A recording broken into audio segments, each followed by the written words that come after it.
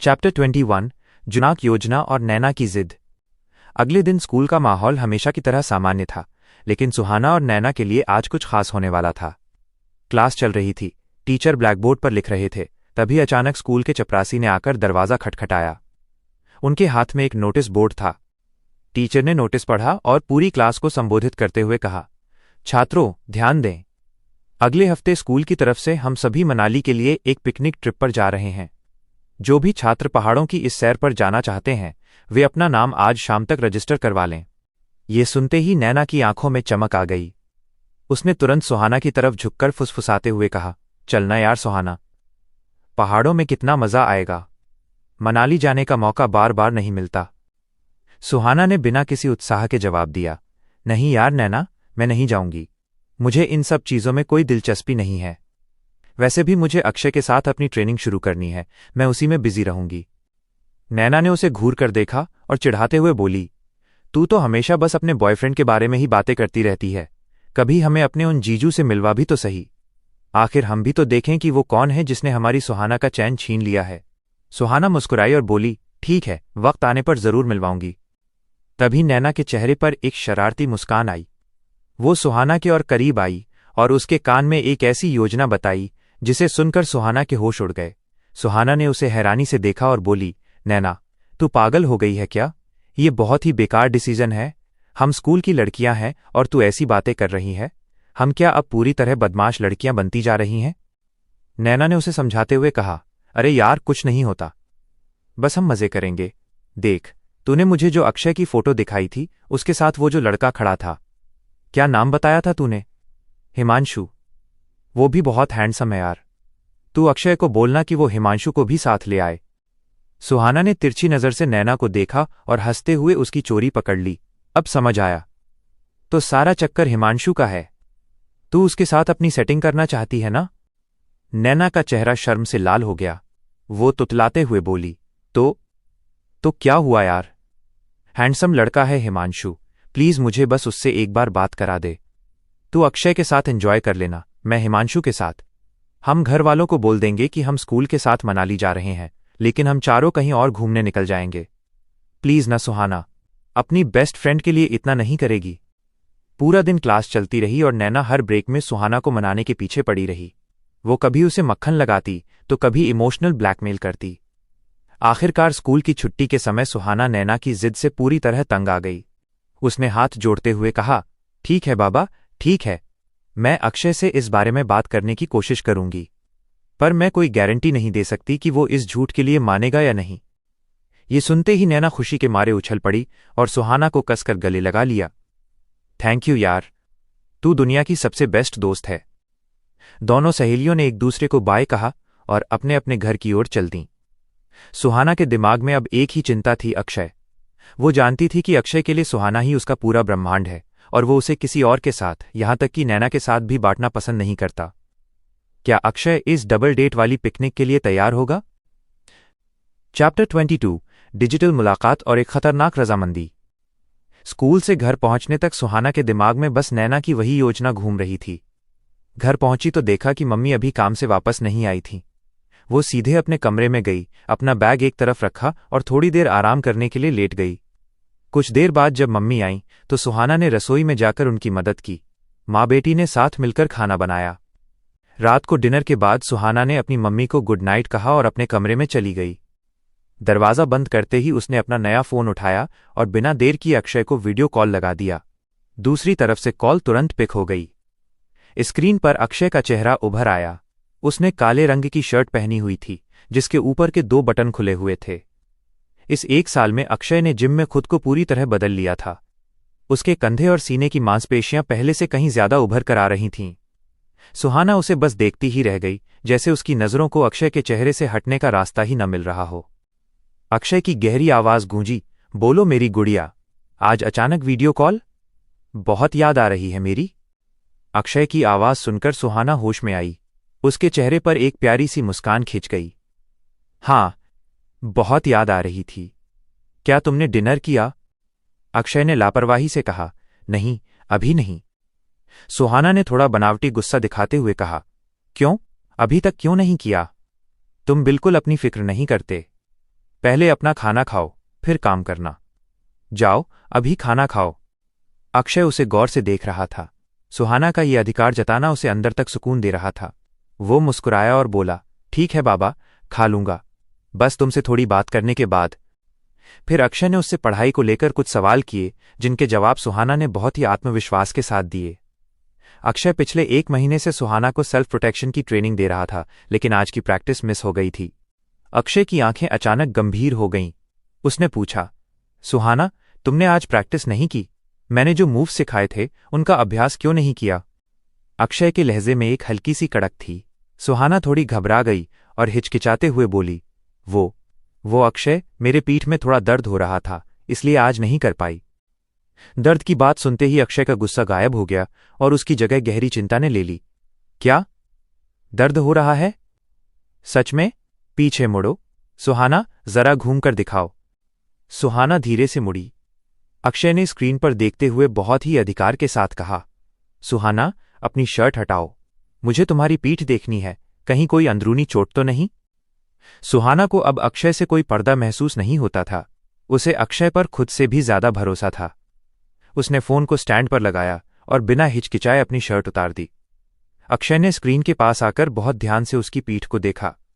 उसकी मांसपेशियों में खिंचाव की वजह से हल्की सी सूजन आ गई थी। अक्षय ने एक लंबी और भारी सांस ली।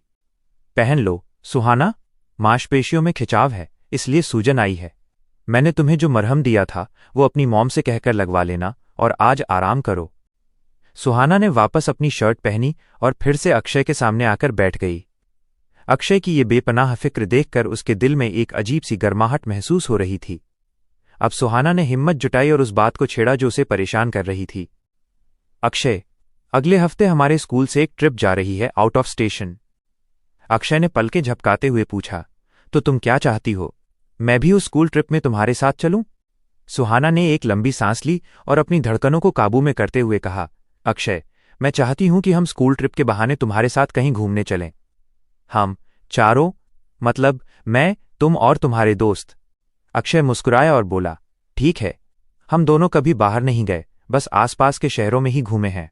1 हफ्ते का ट्रिप वाकई मजेदार होगा। मैं कुछ प्लान करता हूं।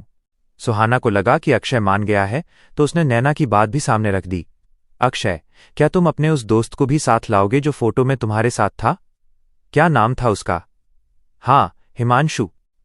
जैसे ही हिमांशु का नाम सुहाना की जुबान पर आया, अक्षय का चेहरा एक पल में बदल गया। उसकी आंखें एकदम लाल हो गईं और उसने अपनी मुट्ठी इतनी जोर से भींच ली कि उसकी नसें उभर आईं। वो स्क्रीन के जरिए सुहाना को ऐसे घूरने लगा जैसे उसने कोई बहुत बड़ा गुनाह कर दिया हो। अक्षय को यह बर्दाश्त नहीं था कि सुहाना किसी और मर्द का नाम भी अपनी जुबान पर लाए। सुहाना ने अक्षय के उस डरावने चेहरे को नोटिस नहीं किया और मासूमियत से बोलती रही, दरअसल मेरी दोस्त नैना उसे पसंद करती है और उससे मिलना चाहती है। क्या तुम उसे भी ला पाओगे? हम चारों साथ में चलेंगे तो बहुत मजा आएगा। नैना का नाम सुनकर अक्षय के चेहरे का तनाव थोड़ा कम हुआ। उसे एहसास हुआ कि सुहाना हिमांशु के लिए नहीं बल्कि नैना के लिए ये सब कह रही है।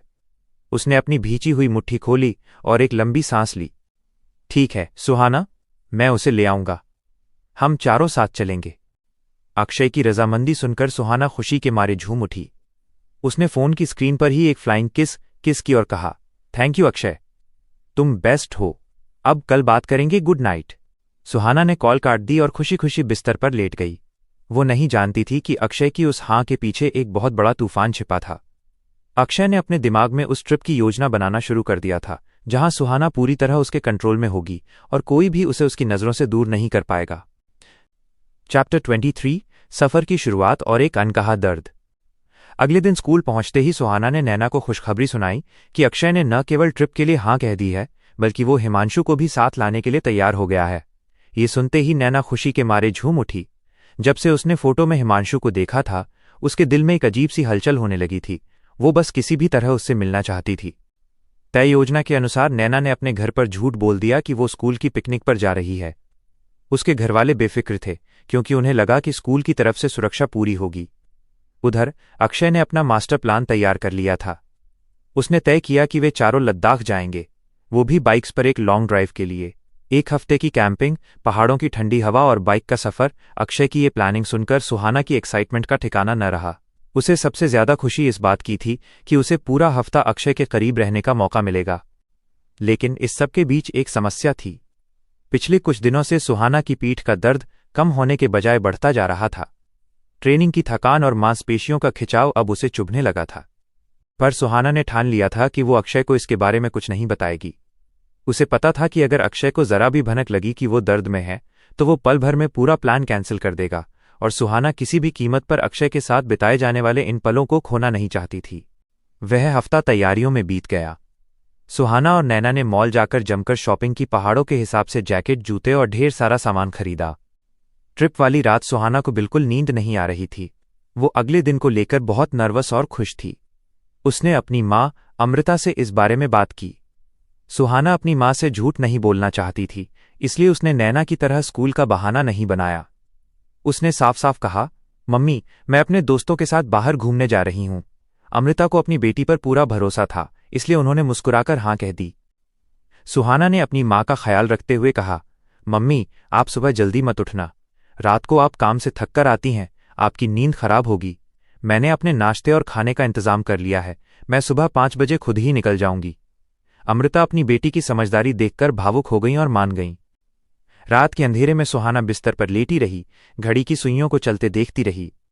उसकी पीठ में रह रहकर एक तेज टीज उठ रही थी, पर अक्षय का चेहरा याद आते ही वो दर्द फीका पड़ जाता। अगले दिन सुबह के ठीक 4 बज रहे थे। सुहाना ने अपना बैग उठाया और तैयार हो गई। घर से निकलने से पहले वो धीरे से अपनी माँ के कमरे में गई। अमृता गहरी नींद में सो रही थीं। सुहाना ने झुककर अपनी माँ के माथे पर एक प्यार भरी किस की और एक गहरी सांस लेकर घर की दहलीज पार कर ली।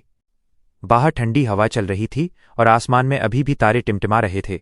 सुहाना का दिल जोर जोर से धड़क रहा था। उसे क्या पता था कि लद्दाख की इन बर्फीली वादियों में उसका और अक्षय का रिश्ता एक नया मोड़ लेने वाला था। चैप्टर 24 तूफानी रफ्तार और धड़कते दिल। सुहाना तेज कदमों से चलते हुए उस पुराने गार्डन के पास पहुंचती है जहां सब मिलने वाले थे। वहां पहुंचकर वो देखती है कि नैना पहले से ही खड़ी इंतजार कर रही है। सुहाना मन ही मन मुस्कुराई और सोचने लगी, लगता है ये लड़की कुछ ज्यादा ही एक्साइटेड है, एकदम पागल है। तभी उसकी नजर अक्षय पर पड़ी। उसने ब्लैक लेदर जैकेट और ब्लैक जीन्स पहनी हुई थी, चेहरे पर ब्लैक हेलमेट और आंखों में वही गहरा जुनून।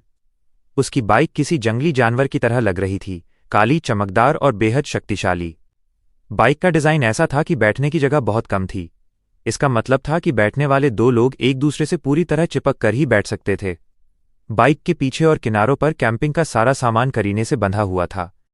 अक्षय ने सुहाना को देखा और एक कातिलाना मुस्कान दी। सुहाना जैसे ही उसके पास पहुंची, अक्षय ने उसे अपनी बाहों में भर लिया। सुहाना ने भी उसे कसकर गले लगाया। तभी अक्षय ने धीरे से झुककर सुहाना के होठों को अपने होठों से छू लिया। सुहाना ने कोई विरोध नहीं किया, बल्कि उसे अक्षय का ये बेबाक अंदाज बहुत पसंद आ रहा था। पास ही खड़ी नैना ये सब देखकर एकदम पानी पानी हो गई।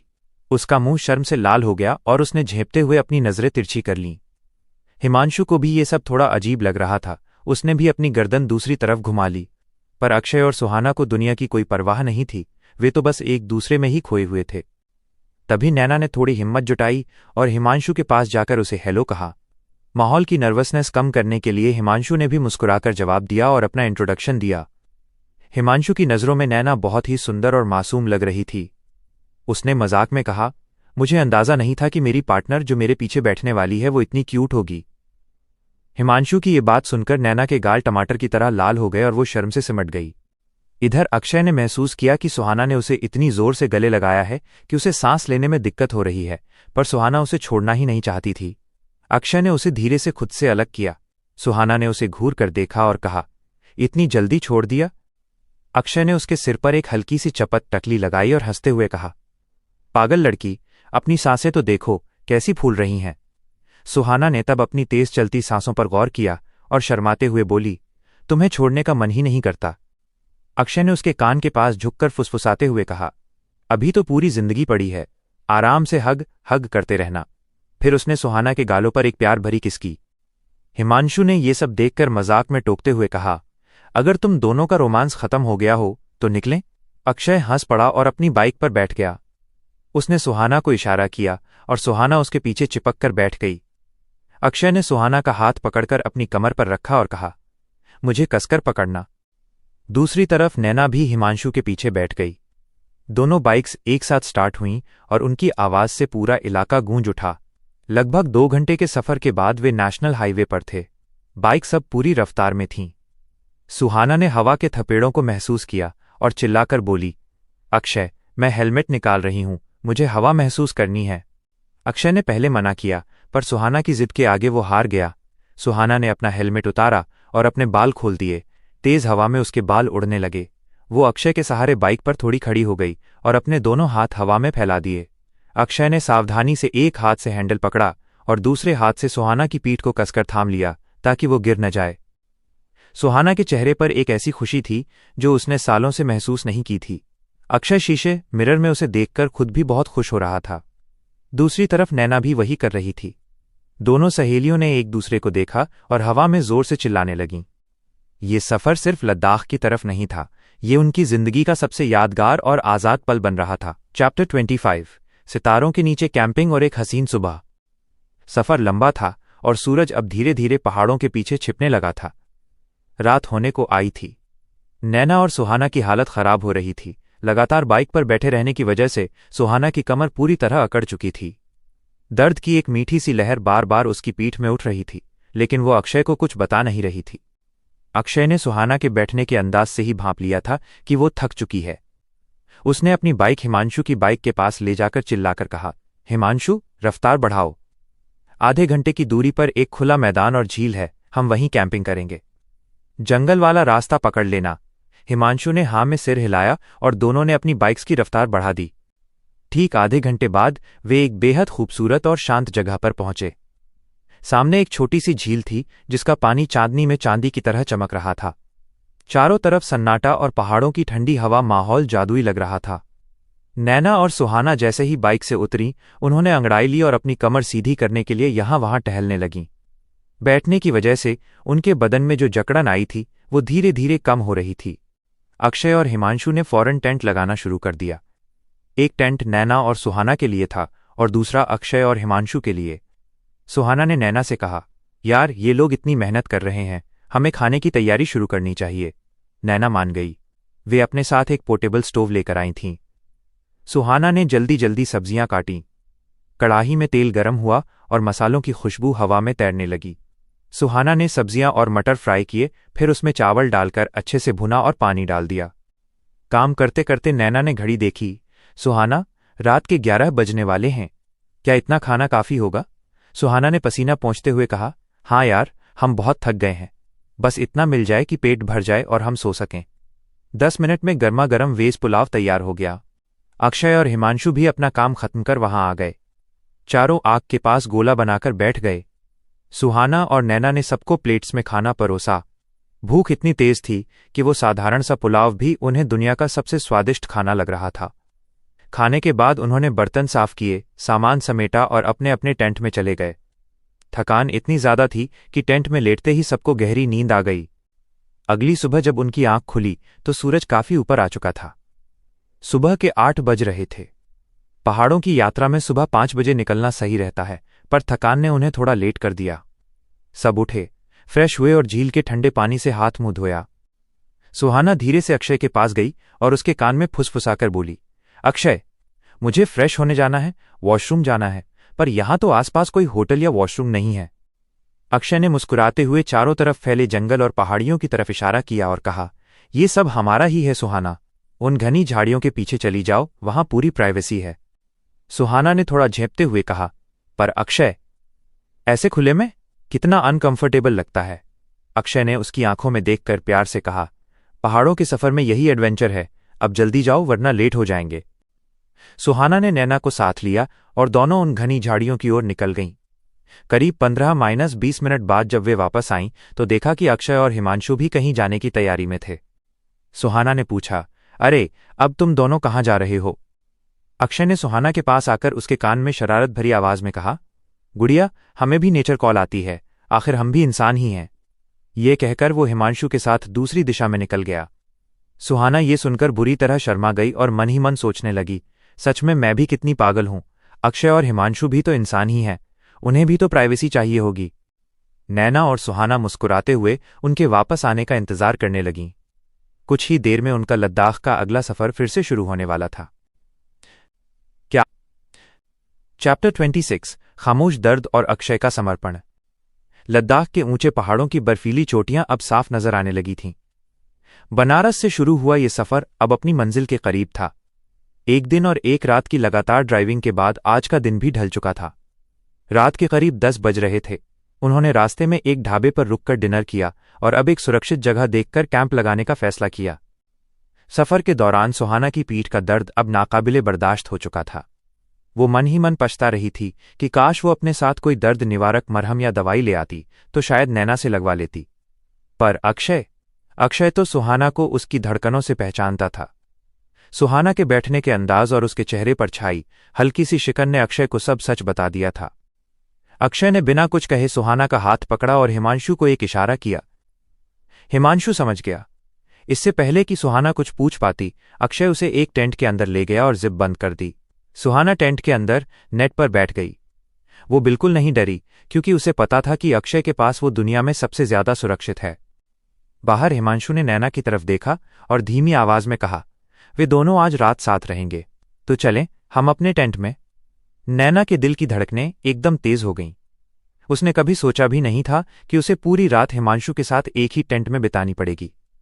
वो झेंपते हुए और घबराते हुए धीरे धीरे टेंट के अंदर बढ़ी। हिमांशु ने अंदर आकर एक लंबी सांस ली और नैना की घबराहट भांपते हुए बोला, चिंता मत करो, मैं सिर्फ सो जाऊंगा, ठीक है। नैना ने धीरे से अपनी गर्दन हिला दी और दोनों एक दूसरे से दूरी बनाकर लेट गए। उधर दूसरे टेंट में सन्नाटा था। अक्षय ने सुहाना की आंखों में आंखें डालकर पूछा, तुम्हें कहीं दर्द हो रहा है सुहाना? सुहाना हड़बड़ा गई। अक्षय, तुम्हें कैसे पता चला? अक्षय ने उसे घूरते हुए सख्त लहजे में कहा, मुझसे झूठ बोलने की कोशिश भी मत करना। सुहाना ने अपनी नजरें झुका लीं और सच उगल दिया, हाँ, मेरी पीठ में बहुत दर्द है। क्या तुमने घर पर मरहम लगाया था? अक्षय ने पूछा। लगाया था, मम्मी ने लगाया था, पर शायद सफर की थकान से ये फिर से बढ़ गया। सुहाना की आवाज कांप रही थी। वो अपनी गलती पकड़े जाने पर एक अजीब सा अपराध बोध, गिल्ट महसूस कर रही थी। अक्षय ने उसकी ठुड्डी चिन को पकड़कर उसका चेहरा ऊपर उठाया। सुहाना की आंखें दर्द और डर से लाल हो चुकी थीं। अक्षय ने उसे गौर से देखा और कहा, मैंने अभी तक तुम्हें डांटा भी नहीं और तुम्हारी आंखों से आंसू बहने लगे। सुहाना की पलकें भीग गईं। मुझे पता है मैंने तुमसे झूठ बोला और तुम्हें तकलीफ हुई होगी, इसीलिए। अक्षय का दिल पिघल गया, पर उसने सख्ती बरकरार रखी। जब पता है तो ऐसा काम करती ही क्यों हो? अब पीछे मुड़ो। सुहाना धीरे से घूमी। अक्षय ने कहा, अपने दोनों हाथ ऊपर करो। सुहाना ने जैसे ही हाथ उठाए, अक्षय ने सावधानी से उसकी जैकेट उतारी और उसकी शर्ट को हटा दिया। सुहाना ने अंदर एक सपोर्ट ब्रा पहनी हुई थी। अक्षय की धड़कनें एक पल के लिए बेकाबू हुईं, पर उसने खुद पर नियंत्रण पाया। उसका ध्यान सुहाना के उस दर्दनाक हिस्से पर था जहां अब काफी सूजन, स्वेलिंग आ गई थी। उसने कहा, पेट के बल नीचे लेट जाओ। सुहाना चुपचाप लेट गई। अक्षय ने अपनी जेब से एक बाम बॉल निकाला और उसे अपने हाथों पर रगड़कर सुहाना की पीठ पर मालिश करने लगा। अक्षय का स्पर्श इतना कोमल था कि सुहाना को तुरंत सुकून मिलने लगा।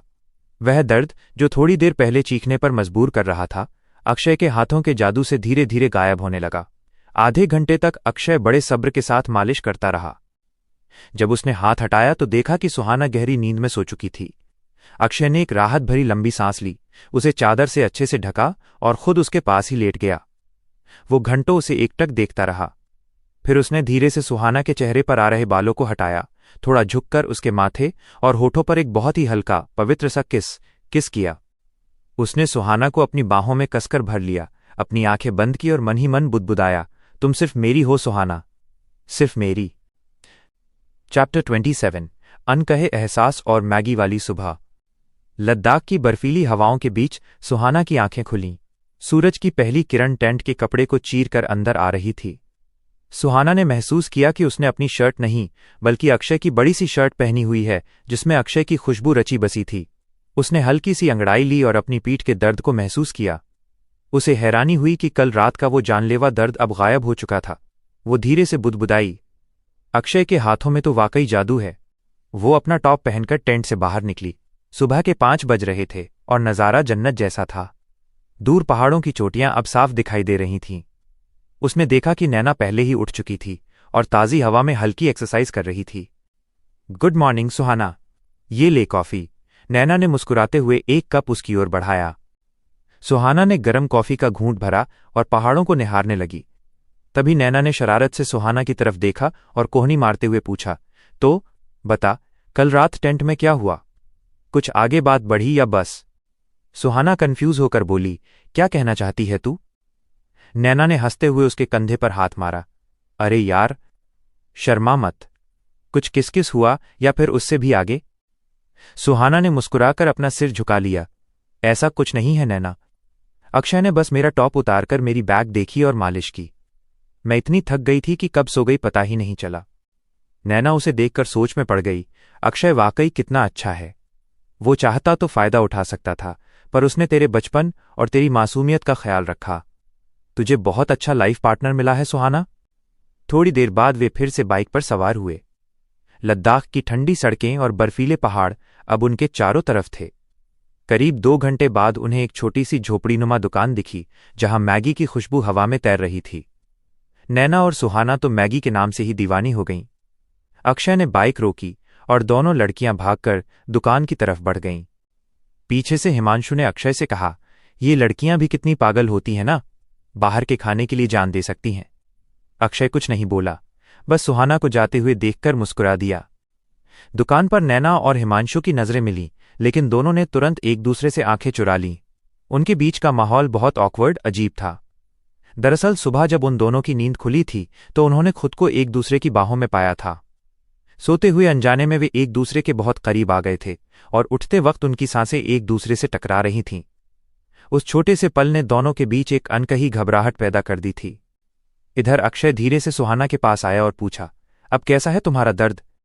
सुहाना ने सबके सामने ही अक्षय के गाल पर एक छोटी सी किस की और कहा, तुम्हारे हाथों में तो जादू है अक्षय, मुझे बिल्कुल दर्द नहीं है। अक्षय मुस्कुराया, अगर ऐसा है तो मैं रोज तुम्हारी मालिश कर दिया करूं? सुहाना ने मासूमियत से कहा, हाँ, क्यों नहीं, जब भी दर्द होगा तुम ही करना। अक्षय उसकी इस मासूमियत पर फिर से दिल हार गया। वो जानता था कि सुहाना उससे पागलों की तरह प्यार करती है, लेकिन उन दोनों ने आज तक एक दूसरे को औपचारिक रूप से प्रपोज नहीं किया था। सुहाना इंतजार कर रही थी कि अक्षय वो 3 जादुई शब्द बोले, और अक्षय सही वक्त और सुहाना के 18 साल के होने का इंतजार कर रहा था। मैगी की 3 प्लेट्स आईं। अक्षय ने बाहर का मसालेदार खाना खाने से मना कर दिया था। सुहाना ने उसे मनाने की कोशिश की, अरे एक निवाला तो खा लो।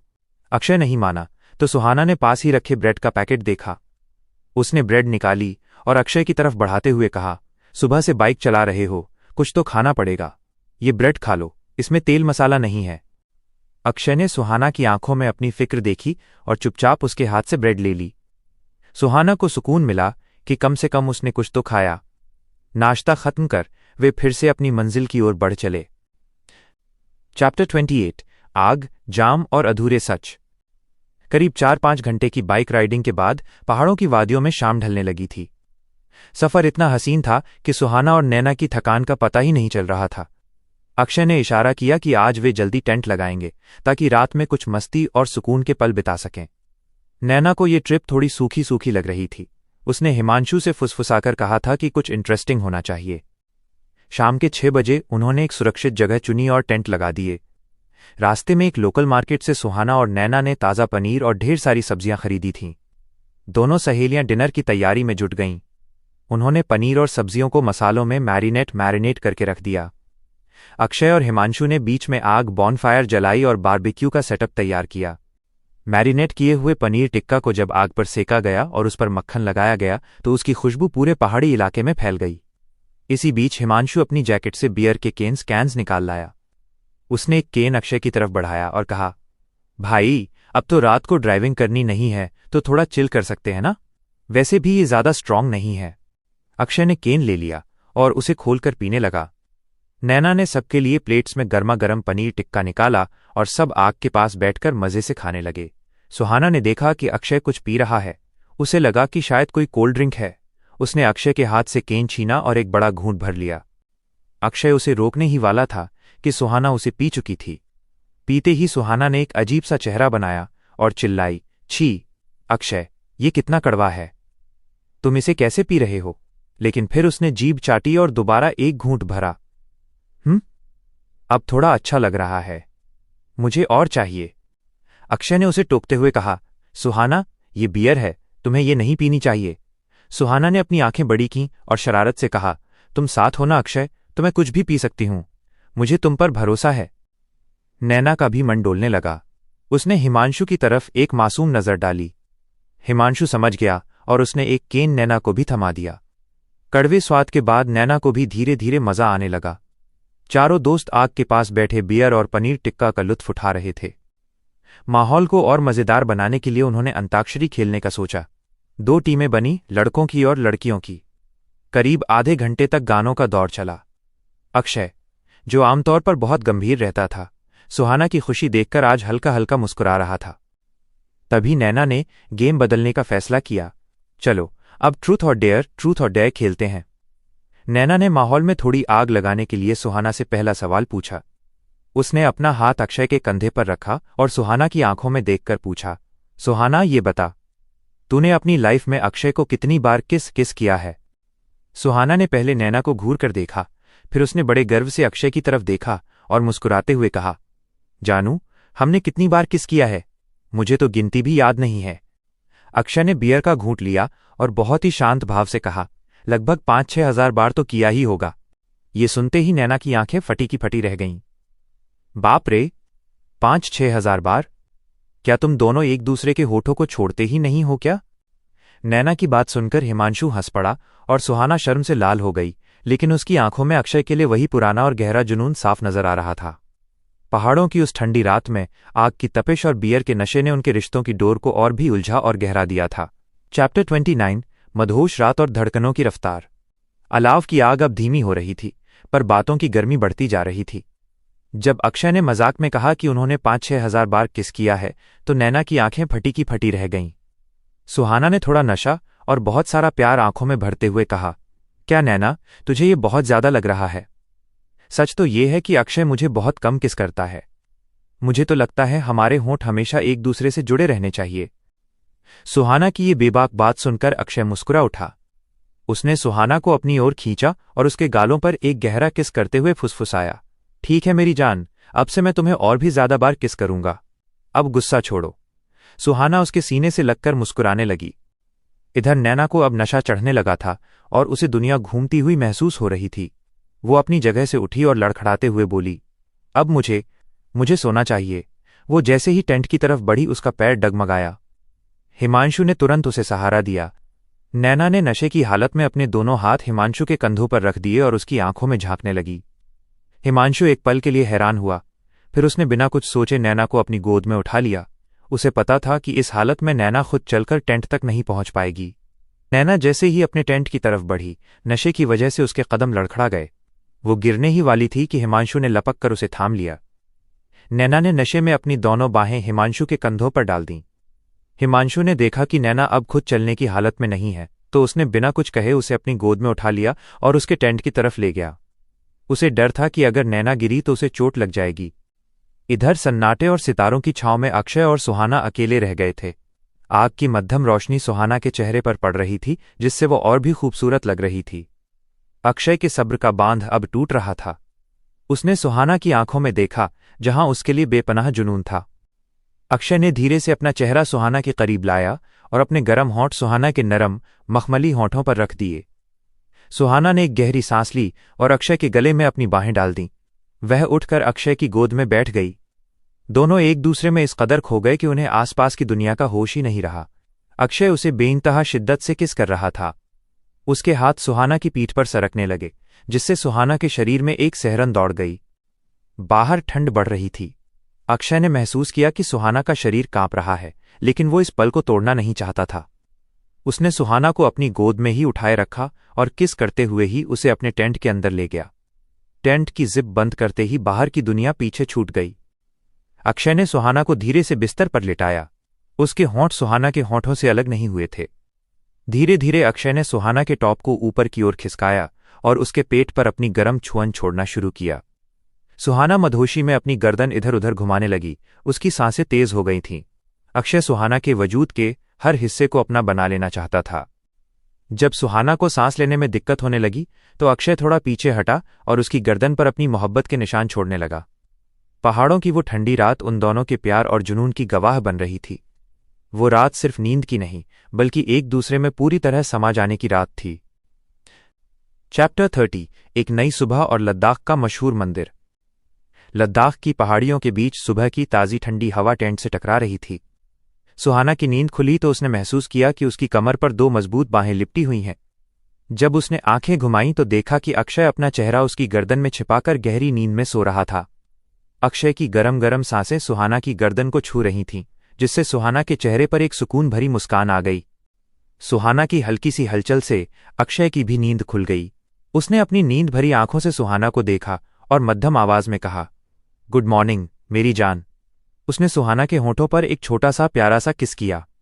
सुहाना ने भी उसका जवाब दिया और मुस्कुराते हुए कहा, अब उठो अक्षय, हमें निकलना चाहिए वरना बहुत देर हो जाएगी। दोनों जल्दी से तैयार होकर टेंट से बाहर निकले। बाहर का नज़ारा बेहद शांत था, लेकिन नैना और हिमांशु का टेंट अभी भी बंद था। सुहाना दबे पांव नैना के टेंट की तरफ गई और जैसे ही उसने जिप खोलकर अंदर झांका, उसके होश उड़ गए। टेंट के अंदर का नज़ारा देखकर सुहाना की आंखें फटी की फटी रह गईं। पीछे से अक्षय भी आ गया और सुहाना के कान में फुसफुसाया, लगता है ये दोनों भी एक दूसरे के रंग में पूरी तरह रंग चुके हैं। सुहाना का चेहरा शर्म से लाल हो गया। टेंट के अंदर हिमांशु के ऊपर नैना पूरी तरह लेटी हुई थी, जैसे कोई छोटा बच्चा अपने खिलौने को पकड़कर सोता है। उनकी पोजीशन इतनी अजीब थी कि कोई भी देखकर दंग रह जाए। सुहाना ने घबराकर अक्षय से कहा, अक्षय तुम जाओ और अपने दोस्त को उठाओ। अगर नैना जाग गई और उसने खुद को इस हालत में देखा तो वो शर्म के मारे मर जाएगी। अक्षय मुस्कुराते हुए अंदर गया और धीरे से हिमांशु को उठाया। हिमांशु ने जैसे ही आंखें खोलीं और खुद को नैना के नीचे दबा हुआ पाया, वो बुरी तरह सकपका गया। उसने बड़ी सावधानी से नैना को खुद से अलग किया और बाहर निकल आया। बाहर आते ही हिमांशु ने राहत की सांस ली और अक्षय से कहा, भाई शुक्रिया जो तूने मुझे उठा लिया, वरना अगर ये जाग जाती तो मेरा क्या हाल करती, मैं सोच भी नहीं सकता। अक्षय ने चुटकी लेते हुए कहा, लगता है तुझे बड़ा मजा आ रहा था, तभी तो इतनी देर तक हिला भी नहीं। हिमांशु ने चिढ़ते हुए जवाब दिया, अबे जा, मैं ठरकी नहीं हूं, वो लड़की ठरकी है। रात भर उसने मुझे सोने नहीं दिया।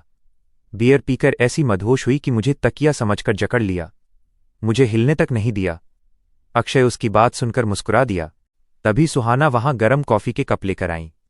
नैना भी तब तक बाहर आ चुकी थी, वो अपना सिर पकड़कर बैठी थी। सुहाना यार, मेरे सिर में बहुत तेज दर्द हो रहा है, जल्दी से कॉफी दे, नैना ने कराहते हुए कहा। सबने मिलकर उस पहाड़ों की सुबह में कॉफी का आनंद लिया। कॉफी पीने के बाद उन्होंने अपना सामान समेटा और बाइक स्टार्ट की। रास्ते में एक छोटे से ढाबे पर नाश्ता करने के बाद उन्होंने 2-3 घंटे की लगातार राइडिंग की। लद्दाख की खूबसूरत वादियों को पार करते हुए वे उस मशहूर मंदिर पॉपुलर टेम्पल के पास पहुंचे। पहाड़ियों की चोटी पर बना वो मंदिर अपनी दिव्यता और शांति के लिए मशहूर था। उन्होंने अपनी बाइक्स खड़ी की और तय किया कि यहां वे कुछ वक्त बिताएंगे, मंदिर के दर्शन करेंगे और वहां के मशहूर स्ट्रीट फूड का स्वाद चखेंगे। सुहाना और नैना तो मंदिर के पास की दुकानों को देखकर ही एक्साइटेड हो गईं। चैप्टर 31। दुआओं का टकराव और मंदिर की शांति। अक्षय, सुहाना, नैना और हिमांशु लद्दाख के एक पारंपरिक गांव की सीमा में दाखिल हुए। चारों तरफ का नज़ारा बदल चुका था।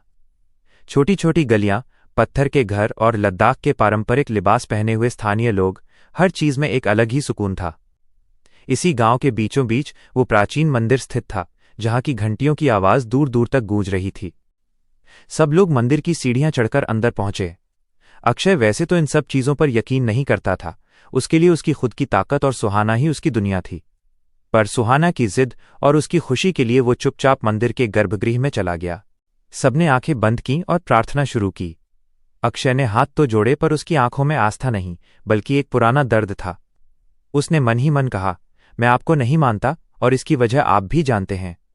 मैंने कभी अपने माँ बाप को ही अपना भगवान माना था, पर आपने उन्हें मुझसे छीन लिया। उस दिन के बाद से मैंने अपनी जिंदगी जीने का तरीका बदल दिया। अब मैं मांगता नहीं, बल्कि जो मेरा है उसे छीन लेता हूं। मैंने सुहाना को भी अपनी जिंदगी के जाल में ऐसे ही बांधा है कि वो चाहकर भी मुझसे दूर न हो पाए। मेरा जुनून ही मेरा भगवान है। लेकिन जैसे ही अक्षय ने आंखें खोलीं, उसके सामने प्रार्थना करती हुई सुहाना की मासूम सूरत थी। उसे देखकर अक्षय के चेहरे की सख्ती पिघल गई और एक धीमी मुस्कान उसके होठों पर आ गई। उधर सुहाना पूरी श्रद्धा के साथ आंखें बंद किए हुए थीं। उसके होंठ कांप रहे थे और वो अपनी पूरी रूह से दुआ मांग रही थी। हे भगवान, बस इतनी सी अरदास है कि मेरी अंतिम सांस भी अक्षय की बाहों में निकले। वो हमेशा मेरे सामने रहे। मैं जानती हूं उसे बहुत दर्द मिला है, पर अब उसकी जिंदगी में कभी कोई दुख ना आए। आपने उसे मेरी जिंदगी में एक फरिश्ता बनाकर भेजा है। उसने मुझे जीने की वजह दी है, मुझे इतना मजबूत बनाया है कि मैं आज अपने पैरों पर खड़ी हूं। वरना अक्षय के आने से पहले तो मैं हर रात यही सोचती थी कि काश ये जिंदगी खत्म हो जाए। अपनी माँ को तड़पते देखना और उनके संघर्ष को सहना मेरे लिए बहुत बड़ा कष्ट था। पर अक्षय ने सब बदल दिया। उस शैतान रॉकी को मेरी जिंदगी से निकाल दिया। बस मेरी माँ और मेरे अक्षय को हमेशा खुश रखना। सुहाना ने जैसे ही अपनी आंखें खोलीं, सामने भगवान की विशाल और शांत मूर्ति थी। उसे एक अजीब सा सुकून महसूस हुआ। उसने मुड़कर देखा तो अक्षय उसे ही निहार रहा था। दोनों की नजरें मिलीं और बिना कुछ कहे उन्होंने एक दूसरे के दिल की बात पढ़ ली। तभी नैना की चहकती हुई आवाज ने उस शांति को तोड़ा। ओ गॉड, यहां कितनी शांति है, लेकिन मेरा पेट अब शोर मचा रहा है। चलो अब कुछ खाते हैं। नैना की बात सुनकर सब हंस पड़े। मंदिर की उस दिव्यता से बाहर निकलकर वे अब गांव की उन छोटी छोटी दुकानों की तरफ बढ़ने लगे, जहां से स्थानीय पकवानों की खुशबू उन्हें अपनी ओर खींच रही थी। चैप्टर 32 लद्दाख का जायका और एक खामोश राज।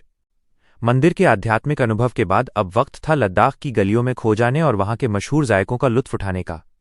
चारों दोस्त एक छोटी सी दुकान पर रुके, जहां गर्मा गर्म बटर टी मिल रही थी। नैना ने जैसे ही पहला घूंट लिया, उसकी आंखें फैल गईं। ओ गॉड, ये कितना टेस्टी है यार। उसने चहकते हुए दुकानदार से पूछा, भैया इसकी रेसिपी क्या है? मुझे भी सिखा दो ना।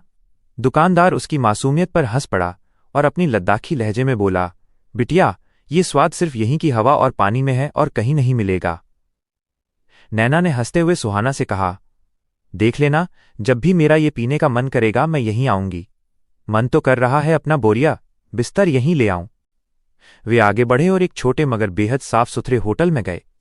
करीब 15 मिनट बाद उनके टेबल पर थुक्पा, लद्दाख मोमोज, खमीर और तिन्मो जैसे लजीज पकवान सज गए। नैना, सुहाना और हिमांशु तो खाने पर टूट पड़े, लेकिन सुहाना की नज़र अचानक अक्षय पर ठहरी।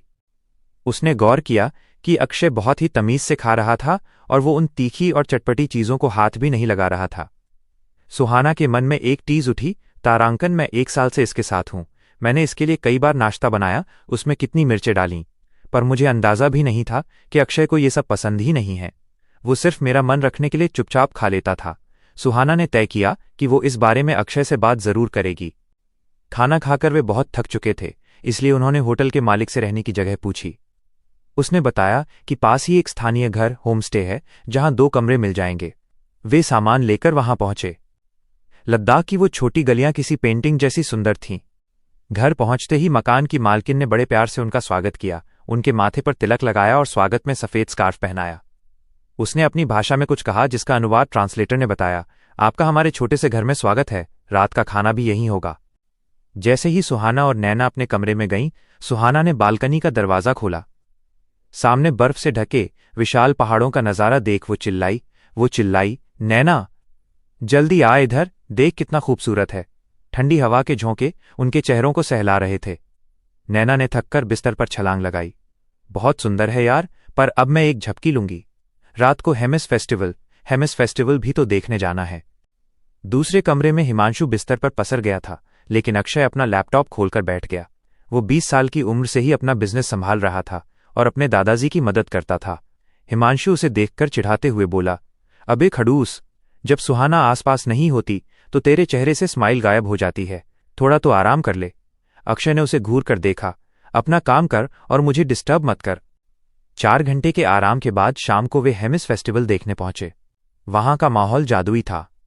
लोग मास्क पहनकर पारंपरिक डांस कर रहे थे, हर तरफ संगीत और रंग थे। सुहाना और नैना ने ढेर सारी तस्वीरें खिंचवाईं और स्ट्रीट फूड का मजा लिया। उत्सव के बीचों बीच सुहाना धीरे से अक्षय के पास आई। अक्षय ने उसकी आंखों में देखा और उसकी उड़ती हुई जुल्फों को कान के पीछे करते हुए पूछा, तुम्हें कुछ कहना है गुड़िया?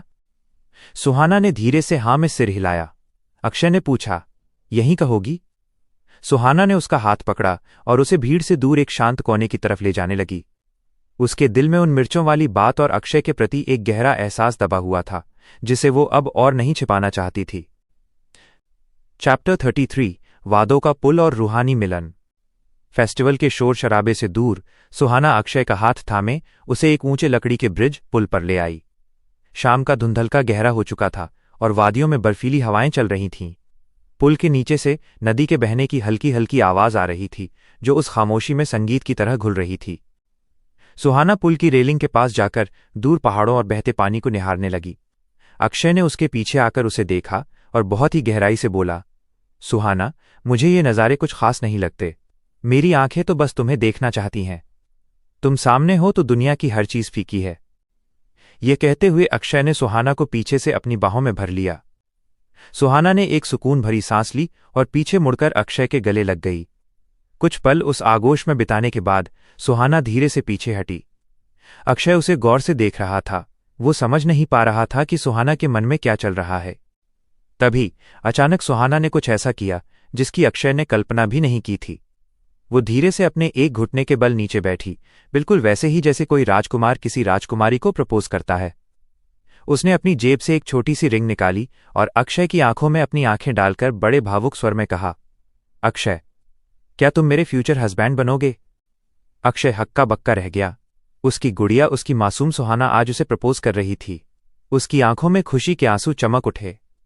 वो तुरंत नीचे सुहाना के सामने बैठा और मजाक में बोला, पर क्या मेरे पास कोई दूसरा ऑप्शन है? सुहाना ने बनावटी गुस्सा दिखाते हुए उसे घूरा, क्या कहना चाहते हो तुम? अक्षय ने जोर से हंसते हुए उसे कसकर गले लगा लिया और उसके कान में कहा, पागल लड़की, मैं तो बहुत खुशकिस्मत हूं कि तुम मेरी जिंदगी में आई। मुझे किसी और ऑप्शन की जरूरत ही नहीं है। अक्षय ने वो रिंग ली और अपनी उंगली में पहन ली। अंगूठी वाकई बहुत नायाब थी, सिल्वर और कॉपर का मिक्स डिजाइन जिसके बीच में एक खूबसूरत मोती जड़ा था। ये बिल्कुल अक्षय की तरह ही यूनिक थी। सुहाना ने अपना हाथ आगे किया और लाड़ से बोली, सिर्फ खुद पहनोगे, मुझे नहीं पहनाओगे? अक्षय मुस्कुराया। उसने सुहाना का कोमल हाथ अपने हाथ में लिया और उसे भी एक सुंदर सी अंगूठी पहना दी। सुहाना ने शरारत से अक्षय की तरफ देखा और कहा, अक्षय, अंगूठी पहनाने के बाद कुछ और भी तो होता है ना? अक्षय खिलखिलाकर हंस पड़ा, तुम वाकई बहुत नॉटी होती जा रही हो सुहाना। उसने सुहाना को कमर से पकड़कर अपने और करीब खींच लिया। सुहाना कद में अक्षय से थोड़ी छोटी थी, तो अक्षय ने बड़े प्यार से कहा, अपने दोनों पैर मेरे पैरों के ऊपर रख लो। जैसे ही सुहाना ने अपने पैर अक्षय के जूतों पर रखे, उसका कद बढ़ गया और वो सीधे अक्षय के चेहरे के सामने आ गई। अक्षय ने बिना एक पल गवाए अपने गर्म और प्यासे होंठ सुहाना के सॉफ्ट होंठों पर रख दिए। वो उसे बहुत ही शिद्दत और जुनून के साथ किस किस करने लगा।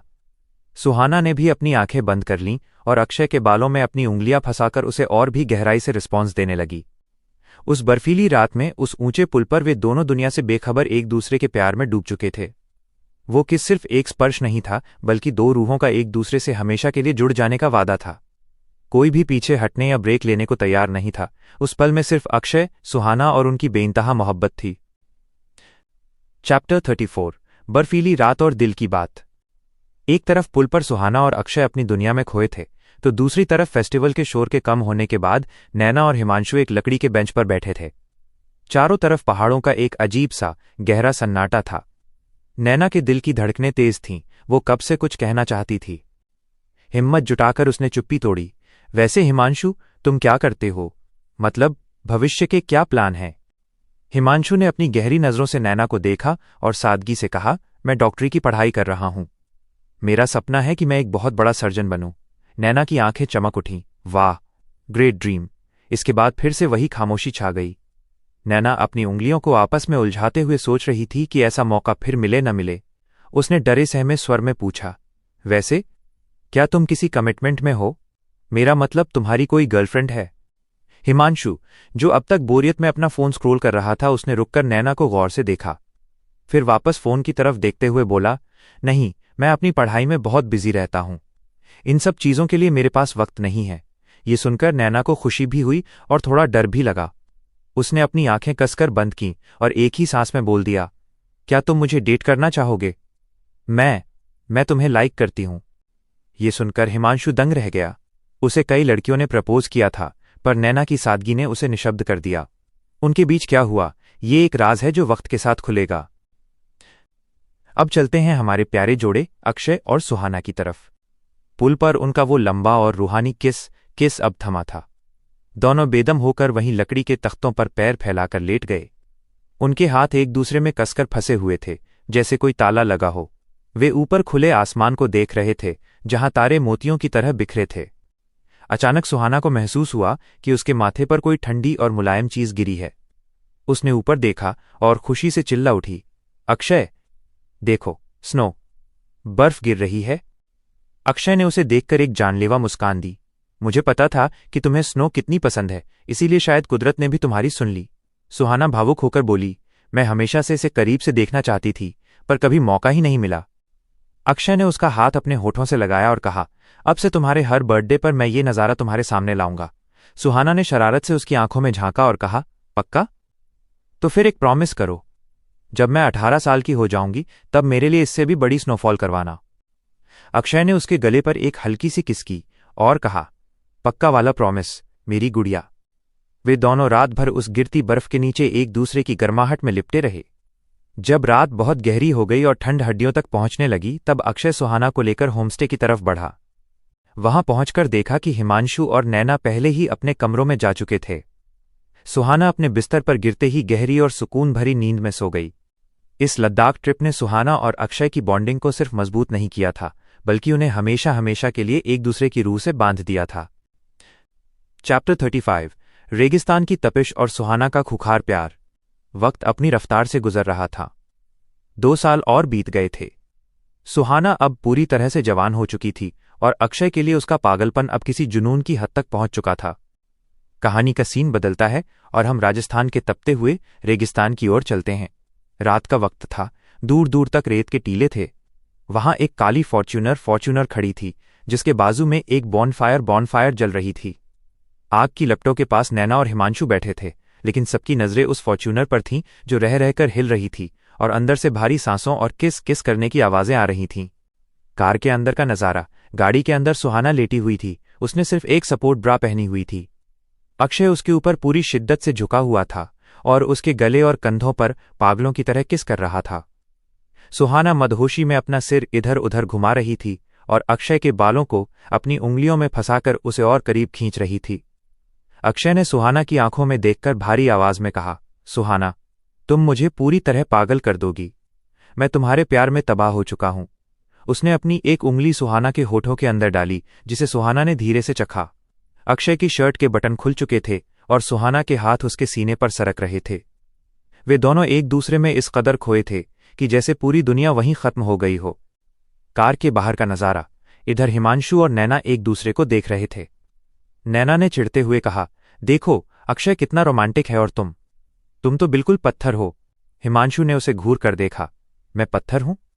तुम्हारी भलाई के लिए 5 मिनट से ज्यादा किस नहीं करता, क्योंकि तुम्हारी सांसें फूलने लगती हैं और तुम मुझे ताना दे रही हो। हिमांशु तुरंत खड़ा हुआ और नैना को पीछे से दबोच लिया। उसने नैना को धीरे से रेत पर धकेला। नैना चिल्लाई, ठंडी है रेत। हिमांशु ने अपनी जैकेट उतारकर रेत पर बिछाई और नैना को उस पर लिटा दिया। आज कोई बहाना नहीं चलेगा, कहते हुए हिमांशु उसके ऊपर झुक गया और उनके होंठ एक दूसरे में समा गए। करीब 1 घंटे बाद कार के अंदर सुहाना के पेट से एक हल्की सी आवाज आई। अक्षय मुस्कुराते हुए पीछे हटा। लगता है मेरी गुड़िया को भूख लगी है। उसने अपनी शर्ट पहनी और सुहाना को भी ठीक किया। बाहर आकर अक्षय ने देखा कि हिमांशु अभी भी नैना के साथ रोमांस में बिजी था। अक्षय ने जोर से खांसा, जिससे दोनों हड़बड़ाकर अलग हो गए। हिमांशु ने चिढ़कर कहा, भाई, आज तू इतनी जल्दी कैसे रुक गया? अक्षय ने उसे घूरते हुए कहा, सुहाना को भूख लगी है, चलो खाना खाने चलते हैं। वे चारों फॉर्च्यूनर में बैठे और करीब आधे घंटे बाद एक आलीशान राजस्थानी होटल में पहुंचे। होटल का इंटीरियर बेहद खूबसूरत था। अक्षय अब और भी लंबा और गठीला हो गया था। उसकी जॉलाइन और खुले हुए शर्ट के बटन उसे किसी ग्रीक गॉड की तरह दिखा रहे थे। वे एक टेबल पर बैठे ही थे कि बाजू वाली टेबल पर बैठी 2 लड़कियों की नजर अक्षय और हिमांशु पर टिक गई। एक लड़की ने लाल रंग की शॉर्ट ड्रेस पहनी थी जो बार बार अक्षय को घूर रही थी। सुहाना ने ये देख लिया। उसके अंदर का ज्वालामुखी फटने ही वाला था। उसने देखा कि वो रेड ड्रेस वाली लड़की जानबूझकर झुककर अपना क्लीवेज दिखा रही थी। सुहाना ने अपनी मुट्ठियां भींच लीं। वो उठी और सीधे अक्षय के पास जाकर उसके सामने टेबल पर बैठ गई। उसने बिना कुछ कहे अक्षय के शर्ट के बटन बंद किए और उसके होठों पर एक मालिकाना हक वाला किस किया। उसने तेज आवाज में कहा, जानू, यहां नजर लगाने वाले बहुत घूम रहे हैं। बीमार पड़ जाओगे, खुद को ढंक कर रखा करो।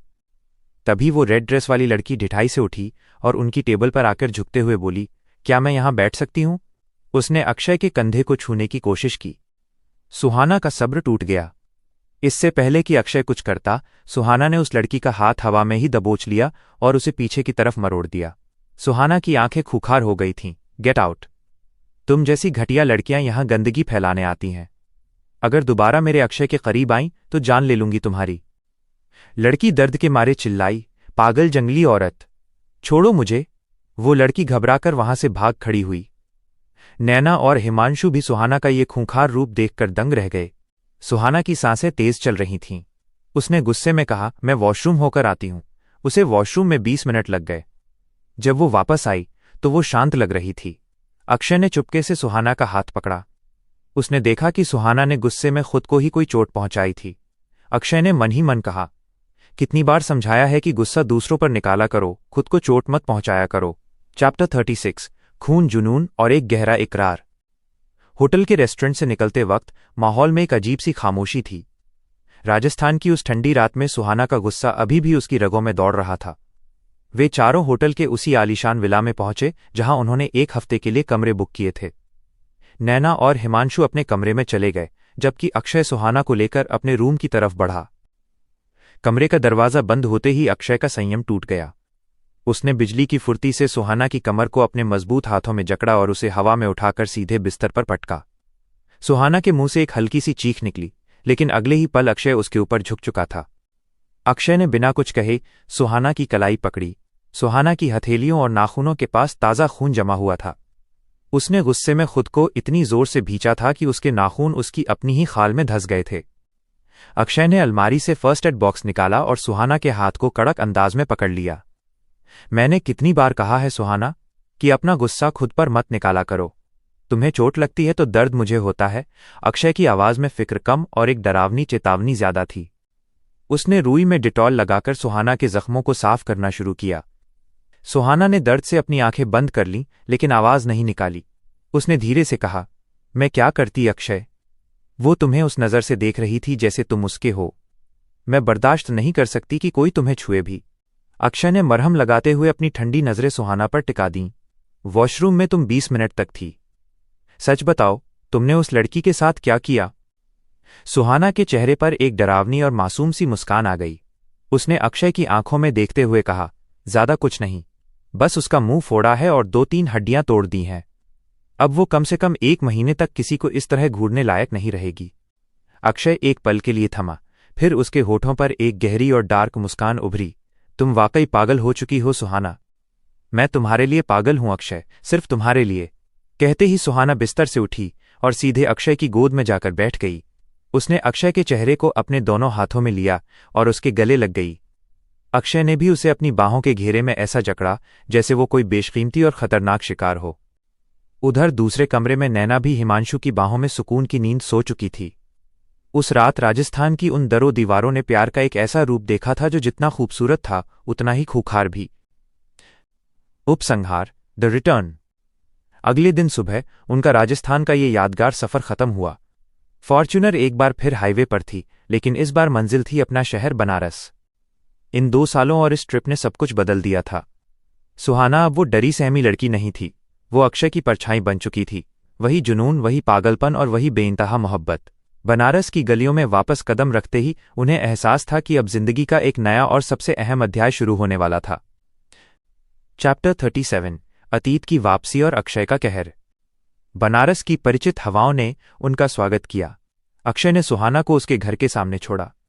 सुहाना ने अपनी मां अमृता से अब कुछ नहीं छिपाया था। अमृता को अक्षय पर पूरा भरोसा था। उन्हें पता था कि अक्षय न केवल समझदार है, बल्कि सुहाना का ढाल भी है। कार रुकते ही सुहाना ने एक शरारती और जुनूनी तेवर दिखाया। उसने अक्षय का कॉलर पकड़ा, उसे अपनी ओर खींचा और उसके होठों पर एक गहरा और जोरदार किस किस किया। गुड नाइट, उसने अक्षय के होठों को धीरे से काटते हुए फुसफुसाया। अक्षय उसकी इस बेबाकी पर मुस्कुरा दिया, लेकिन जैसे ही सुहाना कार से उतरी, अक्षय को एक अनजानी बेचैनी ने घेर लिया। उसने सोचा, शायद ये सिर्फ थकान है, और अपनी कार अपने फ्लैट की तरफ बढ़ा दी। उधर सुहाना जैसे ही घर के अंदर घुसी, उसके पैरों तले जमीन खिसक गई। उसका भयानक अतीत, उसके पिता उसके सामने खड़े थे। उनकी दाढ़ी बढ़ी हुई थी और आंखों में वही पुरानी दरिंदगी थी। उन्होंने अमृता के बाल बेरहमी से पकड़ रखे थे और जमीन पर पटककर पैसों की मांग कर रहे थे। सुहाना, जिसने पिछले 2 सालों में अक्षय के साथ रहकर खुद को बहुत मजबूत बना लिया था, अपने पिता को देखते ही वापस उसी डरी सहमी 10 साल की बच्ची में बदल गई। उसका पूरा शरीर कांपने लगा। सीन शिफ्ट होता है। रात के 2 बज रहे थे। अक्षय अपने फ्लैट में ऑफिस का पेंडिंग काम निपटा रहा था, लेकिन उसका मन बार बार सुहाना की तरफ भाग रहा था। तभी उसके फोन की स्क्रीन चमक उठी। सुहाना। जैसे ही अक्षय ने कॉल उठाया और दूसरी तरफ से सुहाना की सिसकियां और टूटी हुई आवाज सुनी, उसका खून खौल उठा। वो पागलों की तरह फ्लैट के नीचे भागा, बिना लिफ्ट का इंतजार किए सीढ़ियों से उतरा और अपनी कार की रफ्तार सुहाना के घर की तरफ बढ़ा दी। जब वो सुहाना के घर पहुंचा तो बाहर पुलिस की गाड़ियां खड़ी थीं। सुहाना एक कोने में दीवार से टिकी हुई थी। उसका शरीर थर थर कांप रहा था। अक्षय ने उसे देखा और उसके दिल के टुकड़े टुकड़े हो गए। सुहाना की हालत देख अक्षय के अंदर का शैतान जाग उठा था। सुहाना के हाथों पर पर्पल बैंगनी रंग के गहरे निशान थे, जैसे किसी ने उसे बेरहमी से पकड़ा हो। उसके कपड़े जगह जगह से फटे हुए थे, घुटने छिल गए थे और एक तरफ का गाल बुरी तरह सूजा हुआ था। अमृता जी भी पास ही बैठी थीं। उन्हें भी चोटें आई थीं, पर वे अपनी तकलीफ से ज्यादा सुहाना के लिए डरी हुई थीं। अक्षय को देखते ही सुहाना उसकी बाहों में गिर पड़ी और दहाड़े मारकर रोने लगी। अक्षय ने उसे कसकर भींच लिया। उसकी आंखों में खून उतर आया था। उसने दबे हुए स्वर में पूछा, कौन था वो सुहाना? किसने किया ये हाल? मुझे नाम बताओ। अमृता जी ने आगे बढ़कर अक्षय से कहा, अक्षय, आज सुहाना को अपने साथ ले जाओ। मुझे कागजी कार्रवाई के लिए रात भर पुलिस स्टेशन रुकना पड़ेगा। अक्षय ने बस सिर हिलाया। उसने तुरंत अपने एक आदमी को फोन किया और उसे अमृता जी की सुरक्षा और पुलिस स्टेशन में मदद के लिए तैनात कर दिया। अक्षय ने सुहाना को गोद में उठाया और अपनी कार की तरफ ले गया।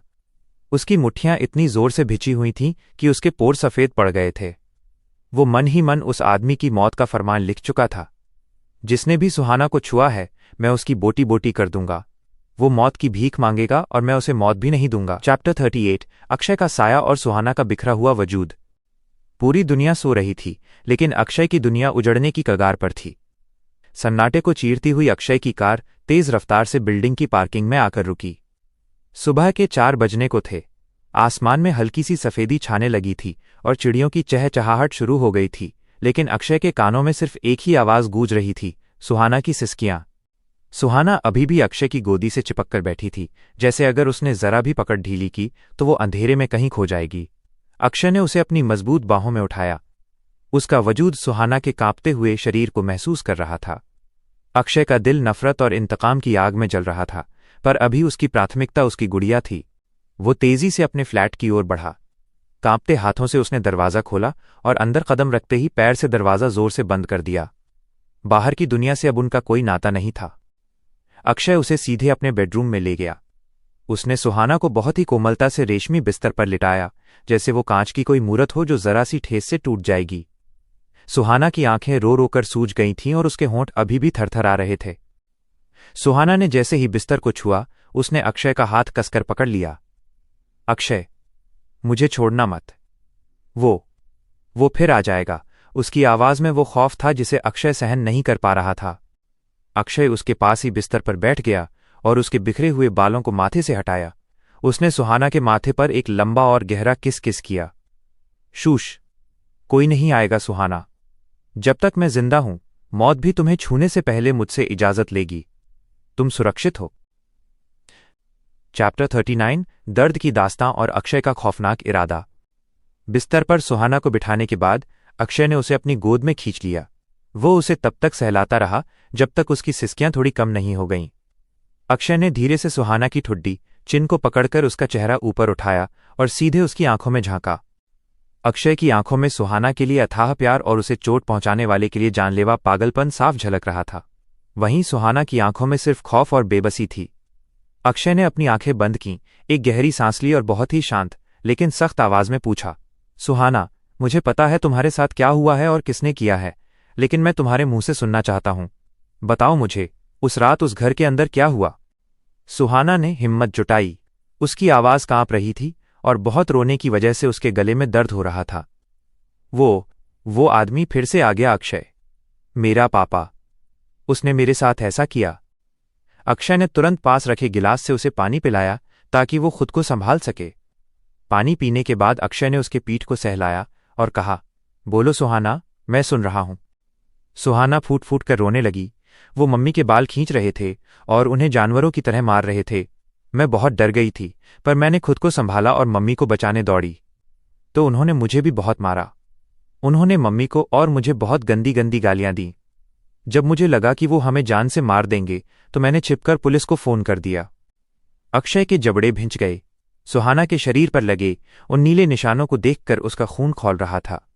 उसने कड़कती आवाज में पूछा, वो वापस क्यों आया? इतने सालों बाद उसे तुम्हारी याद कैसे आई? सुहाना ने अक्षय के सीने से अपना सिर टिकाते हुए कहा, उसके सारे पैसे खत्म हो गए थे। उसने इन सालों में कई गर्लफ्रेंड्स बनाई और ऐश किया, पर अब उसकी नौकरी चली गई। वो मम्मी से पैसे छीनने आया था और जब मम्मी ने मना किया तो वो हैवान बन गया। अक्षय ने अपना फोन निकाला और अंधेरे में चमकती स्क्रीन पर तेजी से अपने आदमियों को कुछ मैसेज टाइप किए। मैसेज भेजते वक्त उसने सुहाना की आंखों में देखा और एक अजीब सा सवाल किया, सुहाना, क्या तुम्हारा मन नहीं करता कि तुम उसे जान से मार दो? क्या तुम्हें उससे नफरत नहीं होती? सुहाना एक पल के लिए खामोश हो गई। उसके आंसू अभी भी बह रहे थे। उसने धीमी आवाज में कहा, वो जैसे भी हैं, मेरे पापा थे। जब मैं छोटी थी वो बहुत अच्छे थे। पता नहीं ज्यादा पैसा आने के बाद वो इतने निर्दयी कैसे हो गए। मुझे उनसे प्यार भी है और नफरत भी, पर मैं नहीं चाहती कि वो मरें। उन्हें उनकी हालत पर छोड़ दो अक्षय, भगवान उन्हें सजा देगा। मैं उनके बारे में कुछ बुरा नहीं सोचना चाहती। सुहाना की मासूमियत और उसके संस्कार देखकर अक्षय एक पल के लिए रुक गया। उसके हाथ टाइपिंग करते हुए ठहर गए, लेकिन अगले ही पल सुहाना के चेहरे की सूजन और उसके फटे हुए कपड़ों को देखकर अक्षय का इरादा और भी पक्का हो गया। उसने सुहाना की बात का कोई जवाब नहीं दिया और चुपचाप अपना मैसेज पूरा किया। अक्षय जानता था कि सुहाना कभी किसी की मौत नहीं मांग सकती, पर वो ये भी जानता था कि जो हाथ सुहाना पर उठे हैं उन हाथों का वजूद मिटाना अब उसका मकसद था। चैप्टर 40 मरहम, मोहब्बत और जलता हुआ इंतकाम। अक्षय ने अपना फोन साइड में रखा। कमरे में पसरा सन्नाटा सुहाना की भारी सांसों से और भी गहरा लग रहा था। अक्षय ने सुहाना की आंखों में देखा और बहुत ही कोमल आवाज में कहा, गुड़िया, पहले ये कपड़े बदलो, ये तुम्हें और दर्द दे रहे हैं। फिर मैं तुम्हारी चोटों पर ड्रेसिंग करूंगा। सुहाना की हिम्मत नहीं थी कि वो खुद 1 इंच भी हिले। अक्षय ने एक लंबी सांस ली और उसे अपनी बाहों में भरकर बाथरूम की ओर ले गया। वहां की मध्यम रोशनी में अक्षय ने धीरे धीरे सुहाना के फटे और बिखरे हुए कपड़ों को उसके शरीर से अलग किया। अक्षय की नज़र एक पल के लिए भी सुहाना के जिस्म पर हवस के लिए नहीं रुकी। उसकी आंखों में सिर्फ पीड़ा थी, वो पीड़ा जो सुहाना के बदन पर बने उन नीले निशानों को देखकर उसे हो रही थी। सुहाना के पास अब सिर्फ उसकी स्पोर्ट्स ब्रा और अंडरवियर बची थी। अक्षय ने उसे फिर से अपनी गोद में उठाया और वापस बेडरूम में लाकर बिस्तर पर लेटा दिया। सुहाना को अक्षय के सामने इस हाल में रहने में कोई झिझक नहीं थी, क्योंकि वो जानती थी कि अक्षय उसका प्रेमी ही नहीं, उसका रक्षक भी है। अक्षय ने जब सुहाना को पीछे मुड़ने के लिए कहा तो उसकी रूह कांप गई। सुहाना की पीठ पर किसी बेल्ट के गहरे और लाल निशान उभरे हुए थे। अक्षय के हाथ कांपने लगे, उसका चेहरा गुस्से से काला पड़ गया। उसने बहुत ही सावधानी से सुहाना की ब्रा के हुक खोले ताकि मरहम लगाने में आसानी हो। सुहाना की नंगी पीठ अब अक्षय के सामने थी, जिस पर चोटों का जाल बिछा था। अक्षय ने बहुत ही हल्के हाथों से दवाई लगानी शुरू की। हर बार जब सुहाना दर्द से सिसकती, अक्षय का दिल जल उठता। ड्रेसिंग करने के बाद उसने झुककर सुहाना के कान में फुसफुसाया, आज रात कपड़े मत पहनो, ये जख्म ताज़ी हवा में जल्दी भरेंगे, बस ये चादर ओढ़ लो। अक्षय उठकर जाने लगा तो सुहाना ने घबराकर उसका हाथ पकड़ लिया। उसकी आंखों में अभी भी वही खौफ था। अक्षय, मेरे साथ ही रहो, मुझे अकेला मत छोड़ना। अक्षय ने उसका हाथ चूमा। मैं कहीं नहीं जा रहा, बस हाथ धोकर आ रहा हूं। अक्षय वापस आया और सुहाना के बगल में लेट गया। उसने अपनी शर्ट उतारकर साइड में रखी और सुहाना को कमर से पकड़कर अपने तपते हुए सीने से सटा लिया। सुहाना ने अपना चेहरा उसके कंधे पर रख दिया। अक्षय का स्पर्श उसे दुनिया का सबसे बड़ा सुकून दे रहा था। वो धीरे धीरे उसकी पीठ थपथपाने लगा ताकि वो सो सके। अक्षय की बाहों की गर्माहट और उसके प्यार ने सुहाना को धीरे धीरे नींद की आगोश में भेज दिया। सुहाना सो चुकी थी, उसकी सांसें अब स्थिर थीं। लेकिन अक्षय की आंखों में नींद का एक कतरा भी नहीं था। अंधेरे कमरे में उसकी आंखें दहकते हुए अंगारों की तरह चमक रही थीं। सुहाना का मासूम चेहरा, उसके शरीर के वो जख्म और उसकी वो सिसकियां अक्षय के दिमाग में किसी फिल्म की तरह चल रही थीं। सुहाना ने तो उसे माफ कर दिया था, लेकिन अक्षय का इंसाफ अभी बाकी था। उसने सुहाना को और कसकर पकड़ लिया। उसका दिमाग अब उन तरीकों के बारे में सोच रहा था जिनसे वो सुहाना के पिता को उस हर एक आंसू का हिसाब चुकाने पर मजबूर करेगा। अक्षय के लिए ये रात सुकून की नहीं, बल्कि एक खूनी इंतकाम की तैयारी की रात थी। दोस्तों, उम्मीद है आपको ये रोमांचक और भावुक मोड़ पसंद आया होगा। अक्षय और सुहाना की ये कहानी अब एक ऐसे मोड़ पर पहुंच गई है जहां प्यार और इंतकाम की जंग शुरू होने वाली है। अगर आपको ये एपिसोड पसंद आया हो तो मेरे चैनल को सब्सक्राइब करना न भूलें, इसे लाइक करें और अपने दोस्तों के साथ शेयर करें। आपका सपोर्ट ही मुझे इस कहानी को और भी बेहतर तरीके से लिखने की प्रेरणा देता है। बने रहिए अगले रोमांचक चैप्टर के लिए। अगले चैप्टर में क्या होगा? क्या अक्षय सुहाना को दिया वादा निभाएगा, या फिर सुहाना के जख्मों का बदला लेने के लिए वो बन जाएगा सबसे बड़ा हैवान? कमेंट करके जरूर बताएं कि आपको अक्षय का यह रूप कैसा लगा।